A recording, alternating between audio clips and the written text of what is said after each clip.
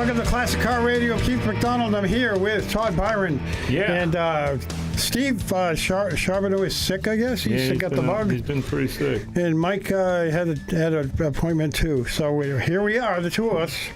Just the two You of handsome us. devil, you. So anyway, you didn't do any shows on Saturday, did you?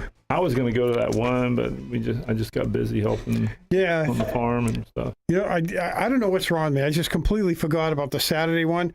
Mm-hmm. And I was kind of banking on Sunday up at the American Muscle Car Museum.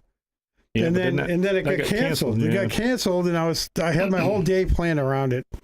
Yeah, we were supposed to do for the last 2 weeks, we were supposed to do this tailgate party at the Polo thing on Sunday, and that got canceled. Oh, yeah. Yeah, the last 2 weeks in a row. Where was the show Saturday? Oh, that was at Indian River Fairgrounds, right? Right. Yeah. It was Saturday and Sunday, I believe. Right, yeah, but the big car show with the trophies was Saturday. Something like that. Yeah. Mike went. Mike sent some pictures and stuff. It was a pretty good turnout, really. Yeah, I seen it on Facebook. It looked like it was pretty good. I wanted to go to it, but I got involved with the farm. And yeah. That's a whole day project. Well, you know something? I looked at the weather and I knew it was going to rain, but I didn't think there'd be a rain out. I thought it was going to the map looked like it was a really thin line. Yeah. But I guess it was enough rain to wash that show out. Yeah. All those older cars, it was English and European cars that were showing up, and they all have leaky convertible tops and all that stuff. So they don't run well. Lucas ignitions get wet, don't run. Yeah. You know, so that's what happens. Stuck in the mud. Yeah. Yeah. So tally ho. Yeah. But they're going to move that to, I think I have it written down here. Yeah. April 14th, Sunday, April 14th from 9 a.m. to 2 p.m. The All-European Car Show, including England, for the benefit of St. Jude's, was postponed due to heavy rain. And if you didn't know already, it's only $25 to get in the back room, which is a great deal. Yeah. Usually it's $100, but they also cater. So you get a lot of food, but what they're doing this time is they're going to have food trucks outside where you can buy, and then they're not going to have any food inside. Yeah. Although they might have a bar inside. They usually have beer, wine, and whatever. That'll actually probably be better if they have some food trucks. You have a different variety of right, food, yeah. People can choose from. But usually the catered affairs are pretty good, but it's all just finger food. But there's a lot of it. There's a ton of it. Right. And it's always good. I mean, I'll eat before I go there because I don't, it's just eating little tiny, all these little things, little stuffed mushrooms and stuff. You don't fill up. So. Or go out to eat after you get through there. I've been there like 6 times now. Yeah. But Mark is always buying more cars. From what I saw today when I looked at the site, he's at 420. Really? 420 classic cars. That's a lot of money. That's a good investment. Because he doesn't buy the cheap ones. He doesn't buy anything cheap. You don't see a Yugo in there. You're not going to see. You might see a Cos. Yeah, I think he's got a Cosworth Vega, but I don't think he has regular like a Vega GT or anything. And, right. It disappoints me, and you'll laugh, but he doesn't have a lot of Pontiacs really. I think I saw 169 GTO and a 75 Yenko Trans Am. And I think that was it, to tell you the truth. He's not a big Pontiac guy. But still, he's great stuff. It's a rare breed. Yeah. Those Pontiac people. Yeah, that's true. Yeah. But, 455 HD maybe, 74, 455 HD Trans Am. That's a big money car. I think he probably has one of those. Don't remember. So, anyway, speaking of classic cars worth a lot of money, Barrett Jackson released their press release. Oh, did you watch any of? You probably didn't, right, Barrett Jackson? I had a tidbit. I don't watch TV. I don't have a television. Oh, really? Okay. But I have people send me stuff. On my phone I see. Okay, okay. Anyway, Barrett Jackson, they broke 200 million, 200 even, 0.9, so almost 201 million. Wow. But they're no reserve, so everything sells no matter what. Right. It was on. I only watch. Now, Mecum I'll watch a lot. Barrett Jackson I'll only watch Friday and Saturday because that's when the good stuff comes through. Right. And then prior to that, it's a lot of just, I don't know, like older Mercedes and I'm not interested in the European stuff, and they run a lot of that through. And even on Saturday and Sunday, Friday and Saturday, they ran a lot of Ferraris through, Porsches. Right. It's okay. I mean, that's their gig, but that's why I prefer Mecum. They're mostly muscle in trucks. That's what you see. But Scottsdale, anyway, in Scottsdale at Westworld in Scottsdale, Arizona, they sold 200 million with 2,016 collectible vehicles, and they all sold at no reserve. They also sold 1,180 pieces of authentic automobilia, which part of that was the $6.7 million they made from that. So the actual auction sales was 207.6 million when they add that in. So that is the highest single record auction for Barrett-Jackson, and 100% sell rate, and over 190 world record auction sales. Wow, that's a lot. Yeah. And then the top auction sales were a 56 Mercedes-Benz 300 SL Gullwing, which sold for 3.4 million, and a 2018 Bugatti Chiron, which sold for 2.97 million. So Wow. that's insane. That's a lot of European stuff. But I can't believe you got that much for Bugatti at 2018. It's not that old. It's 6 years old. Must have been something special. I mean, they sell. They're crazy money on those cars, but they are. There might have been something about it. It might have belonged to somebody important. Right, that's true. Yeah, you have to look at it and see. Yeah. They had. They have a lot of celebrity cars they send off. Barrett-Jackson has more celebrity cars that they sell than Mecum does. They always have the celebs. I know that. What's his name? Sammy Hagar was there selling something, from Van Halen, and he had something there. Probably included a guitar with it. They always do, those guys. Right. Here's the car, and here's a matching guitar. And then they had a couple other guys there too, but I don't remember. I just remember Hagar, and he was next to another rock star, and Hagar came up to like his chest or something. I didn't realize he was so short, but anyway, he's I prefer the older Van Halen stuff with David Lee Roth myself, but they were a little more heavier, They got a little sappy with Sammy, but they're still good. They're still good. Yeah. That's just my opinion, everyone. Don't email me. I like them either way. I've seen them in concert both ways. Oh, have you really? Yeah, really? That's good. I had a few people actually send me a lot of resto mods. They actually turned some crazy numbers there.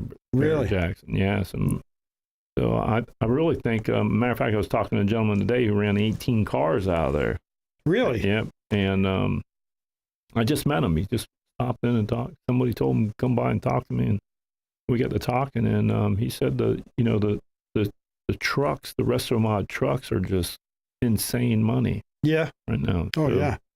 That's look at Tommy got Tom Gore, who we had on the show. You got good money for that truck. Yeah, well, you resto mod them, you start putting LSs and different chassis underneath them and stuff like that. They're going to go for crazy money. Yeah, you're talking $400,000, $500,000. So. And the next big one, believe it or not, is going to be right near us, and another one I go to down in Palm Beach. It's I believe it's the first week of April. I'm not sure the actual start date. We'll get back to that later, and we'll pick out some cars.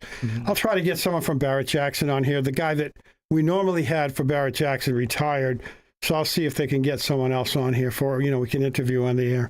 And I like going to, I like going to the Barrett-Jackson down there, not just because it's well done, but because when you come in, West Palm Beach Airport is right there. And if it's it's a weekend, so a lot of times you see Air Force One there. When Trump was president, I always see Air Force One sitting there. You go right by Air Force One. Yeah. Every time going in, it was kind of cool, to see it. And probably not cool if you weren't. I don't think we'll see. If you're a Democrat, you wouldn't like seeing it there. Yeah. Yeah, it won't be there this time. But no. Hopefully, maybe next year's Barrett-Jackson we'll see it again, right? Yeah. Be somewhere else on another vacation. Right. Yeah. Yeah, maybe he'll be in Palm Beach on vacation. Yeah. He needs a vacation badly, doesn't he? Yeah. We got a little more time. I'll talk about something else.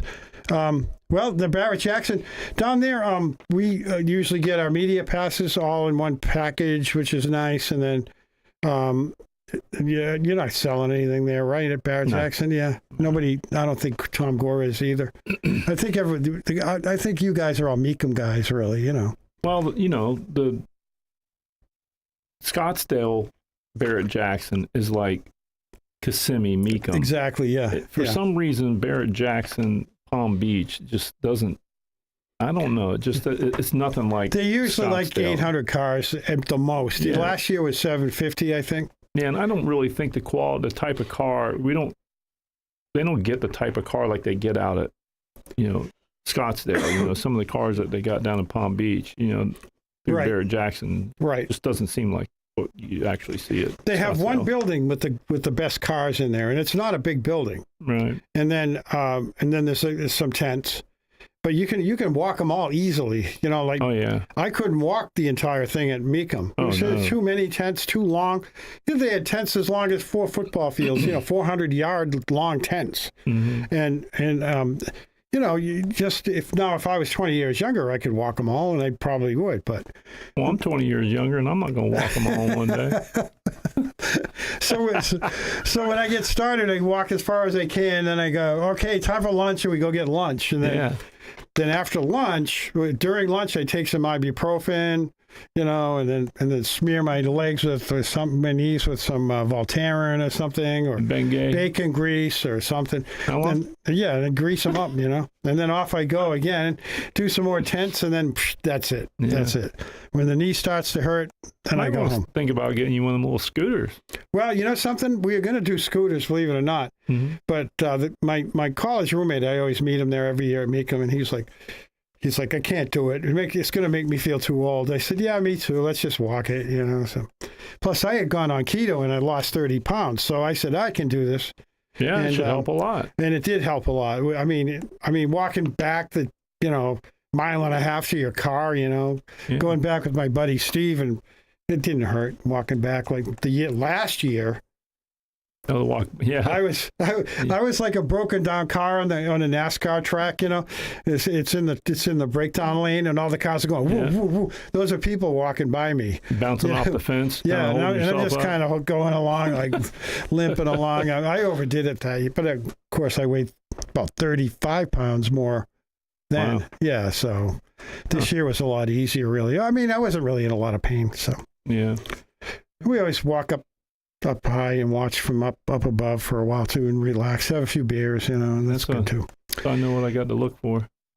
Anyway, we're going to go on a break, and when we get back, we still won't have Steve, and we still won't have Mike, but I'll be back with Todd, and we'll be back after these.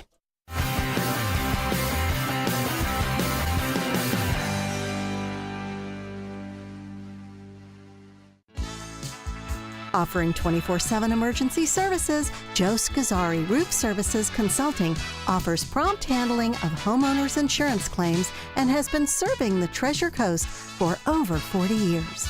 Scazzari's roofing experts can fabricate and install standing seam metal roofs on site, saving you thousands of dollars. And for those do-it-yourselfers, they can cut and fabricate your metal roof and deliver it right to your home or job site. Got a flat roof? Scazzari Roofing and Consulting specializes in all commercial and residential flat roofing systems. State certified and licensed, Scazzari Roofing and Consulting is family-owned and operated. Check out their website at roofservicesconsulting.com or give them a call at 772-388-7453 or toll free at 888-675-8106. Scazzari Roofing and Consulting Contractors. Treasure Coast Auto of Vero Beach is looking for hard workers. If you have experience as an automotive technician or mechanic, call Treasure Coast Auto of Vero Beach, 772-213-8957. Treasure Coast Auto of Vero Beach is located at 1212 23rd Street, and they're hiring automotive technicians today. Stop by the shop or call 772-213-8957. Treasure Coast Auto of Vero Beach. At Sunshine Furniture, our 35,000 square foot showroom is filled with the largest selection of in-stock coastal furniture on the Treasure Coast. Dining and bedroom sets, occasional tables, sofas, sleeper sofas, love seats and chairs, and all the latest styles and colors from Tommy Bahama, Lexington, Hooker, Riverside, Universal, Four Seasons, Braxton Color, and Capri. We're the outdoor furniture experts and have hundreds of styles of any patio furniture you need, including a gallery of Berlin Gardens and Pollywood. We're having a big February clearance sale, which includes all Tommy Bahama and Lexington in stock or special order, 50% off. Sunshine Furniture, $12.95 US 1 in Vero Beach, next to Planet Fitness. Family owned and operated since 1991. Visit our website at sunshinefurniturecasual.com, and don't forget to visit our outlet and sales store directly across the street. Sunshine Furniture, the best in every way. Have a sunshine day. Sunshine.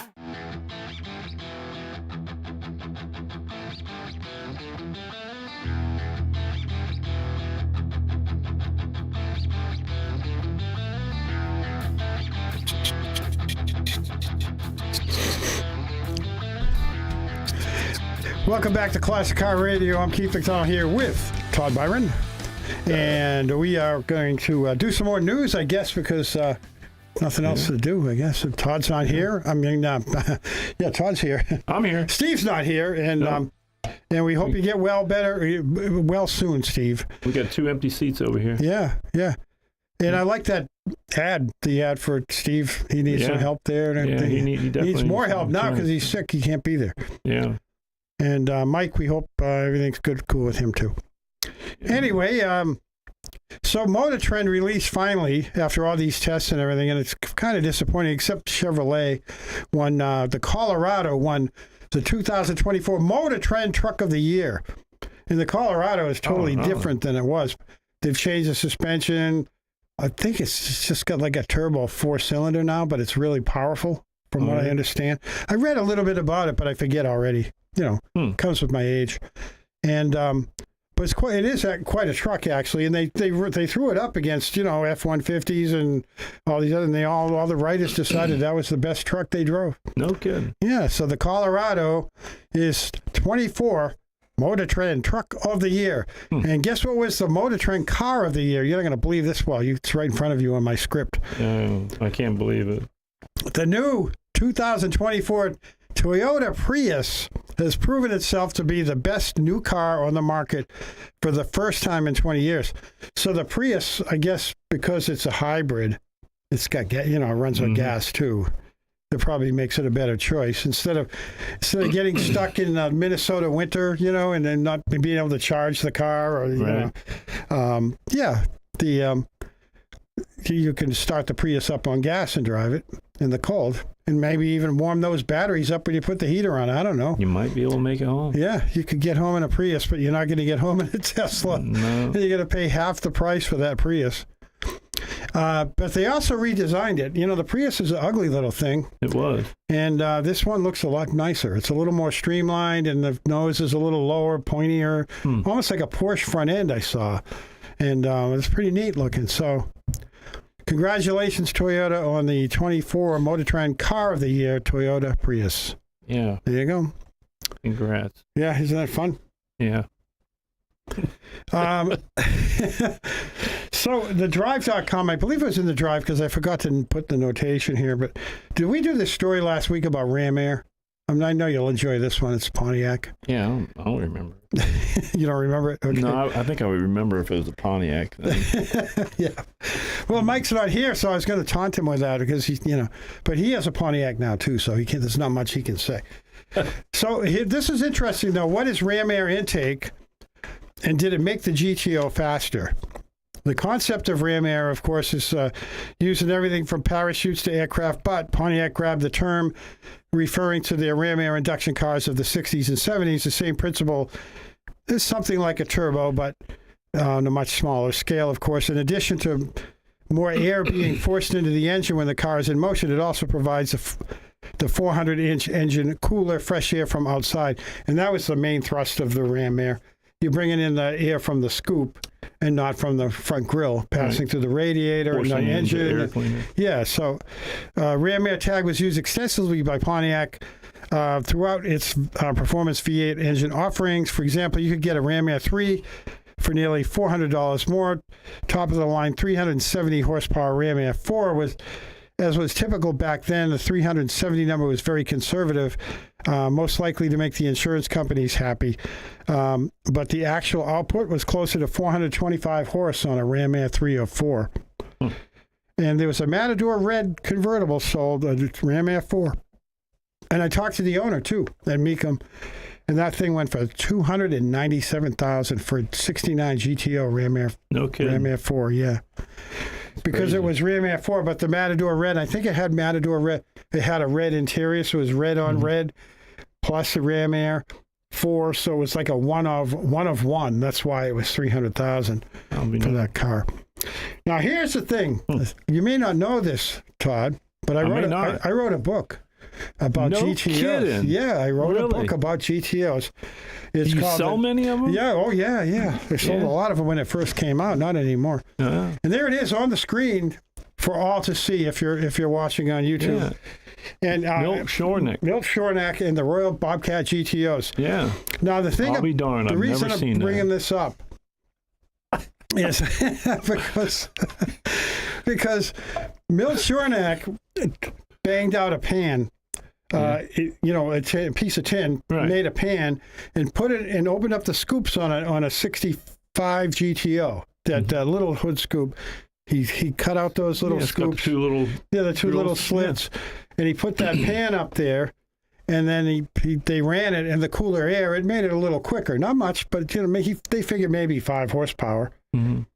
And so he went and he brought that to Pontiac, and they put foam around the top so the cooler air wouldn't escape into the engine compartment or suck any engine compartment air in. So in my book, I wrote all about how Milt put that Ram Air onto the Tri-Power intake. Yeah, there it is, right there. And then, anyway, what happened was when I was writing the book, I got a cease and desist from Jim Wangers in his camp. He got his attorneys. We invented the Ram Air. What Milt and Shornack was, if you put this in your book, we're going to sue your pants off. So Really? I just called Milt and I said, "Did you do this or not?" He said, "Yeah, I did it, and I have proof I did it." And then so I put it in the book. No, never heard from an attorney or anything, but we called their bluff. Oh, yeah. And I met Jim Wangers a couple of times, and I liked him. But he had a fit over this. He had a fit. God rest his soul. Milt died too last year. So they're both gone. They hated each other for all those years. They despised each other. Just over the Ram Air stuff, mostly. Right. It's kind of kooky. But Hey, you got to give recognition where it's due, Wangers was the head of marketing for Pontiac. Not for Pontiac, but for the outside agency. Mm-hmm. And Milt wasn't working for Pontiac either. He was working for Royal Oak Pontiac in Royal Oak, Michigan, and that's how they got the name the Royal Oak, the Royal Bobcats. Right. The Bobcat package is something that Milt and the guys came up with in the garage. All the different things they did, kept the engine stock, but gave it another maybe 5 or 6, 7, 10 horsepower, along with the Ram. They didn't do the Ram Air; that wasn't part of the Bobcat package. But in the end, it was a faster car. And so Pontiac actually hired them, and I'm running out of time here, but Pontiac hired them to do a bunch of cars and then brought them back undercover back to Pontiac and put them in the press pool. So all those writers for Cars and Car and Driver and all those car magazines back then, they're like, wow, the GTO is the fastest of all the GM cars, only because they cheated and bobcatted all those cars. So that was a big thing when it finally came out that they were cheating, but they made the GTO a legend. Speaking of legends, Cheaters. I'm Keith McDonald, and Todd's a legend too. And we'll be back after a quick break, so Legend stick is on around. mine.